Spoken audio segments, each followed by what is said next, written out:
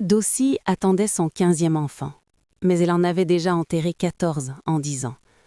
Chaque tombe était plus petite que la dernière chose qu'elle imaginait devoir un jour ensevelir. Elle était encore enceinte. Assise devant sa maison, les mains posées sur son ventre, elle regardait les autres femmes porter leurs enfants dans le dos. Ces enfants couraient, jouaient, grandissaient. Les siens, jamais, ne faisaient leur premier pas. Toujours, au moment où ils allaient marcher, ils tombaient malades, puis ils mouraient. Les jumeaux avaient été le pire, 2 bébés d'un coup.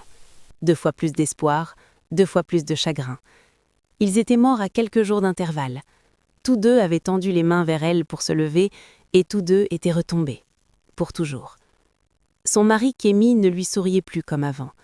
Avec les années, il était devenu silencieux. Sa famille chuchota qu'il devrait peut-être prendre une autre épouse, une qui lui donnerait des enfants vivants. Dossie entendait les murmures, mais ne disait rien. Que pouvait-elle dire? Ils avaient tout essayé. Ils étaient allés voir le vieux prêtre pour des rites de purification. Ils avaient voyagé jusqu'à un puissant guérisseur qui avait parlé d'un Ogbanje, un enfant esprit maléfique qui revenait sans cesse pour les tourmenter. L'esprit naissait, profitait de leur amour et de leurs soins, puis repartait au moment où il s'attachait à lui, encore et encore.